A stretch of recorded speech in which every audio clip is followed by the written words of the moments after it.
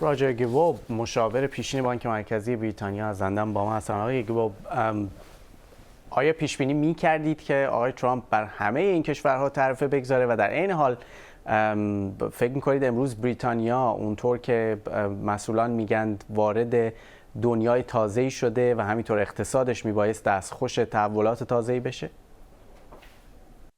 No, I think I predicted that he would impose the tariffs because we have in America been getting taken advantage of for decades and decades by other countries and the tariffs they impose on American goods and more sophisticated practices such as some countries undervaluing their currency to increase exports, et cetera, et cetera.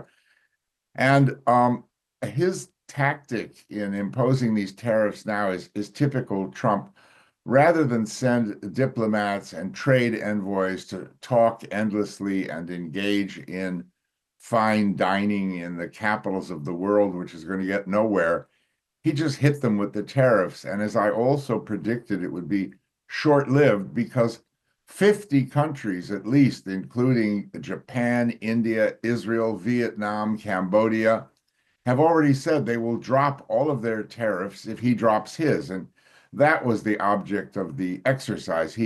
He likes to begin negotiations by creating a bit of shock and awe, but that makes it, of course, much more possible to end up with a reasonable deal quickly. یا تحلیلشون با شما یکسان بوده، این که آقای ترامپ داره تعرفه ها رو به عنوان یک ابزاری برای چانه‌زنی استفاده میکنه، ولی اقتصاد جهانی و حتی بازار سهام آمریکا همه اینها تحت تاثیر قرار گرفتن. در بریتانیا صحبت از این میشه که جهانی سازی دیگه تمام شده به اون شکل گذشتهش. شما اما خوشبین‌تر هستید، فکر میکنید تنها یک تاکتیکه، ولی چه چیزی میتونه تضمین بکنه که همه چیز برگرده به اون شرایطی که بود؟ Not necessarily, no. Just as he can sign an executive order, so can they.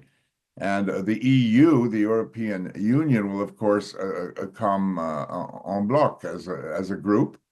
And I think it can be very quickly resolved, and they will make tremendous efforts to do it speedily because they don't want to suffer these tariffs.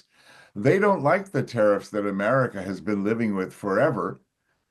They don't want to be in the same boat, in the same situation. So my prediction is that they will move very quickly.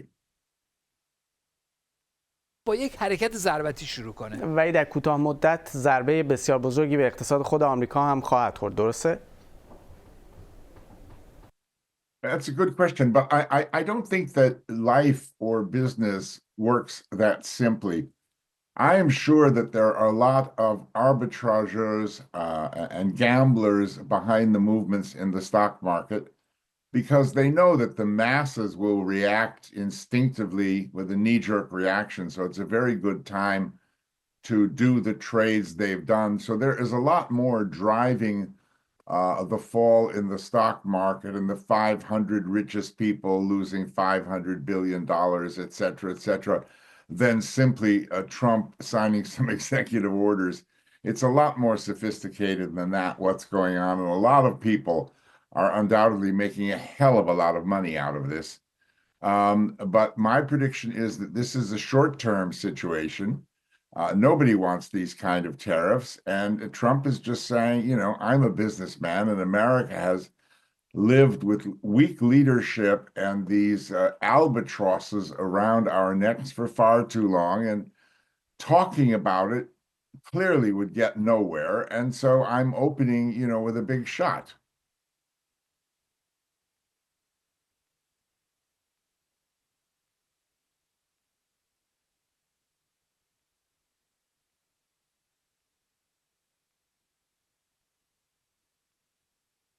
Sure. Well, I mean, things will fall down before they go back up.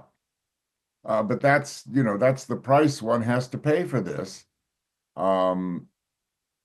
If some people bail out and sell their portfolio, their holdings at a loss, I'm not giving any investment advice here, but I think that would be a foolish thing to do because, to my mind, at least, it's just so obvious what's going on here. I mean, this is how President Trump operates. You go into the schoolyard and you punch the biggest bully in the nose for openers rather than let him steal your lunch money.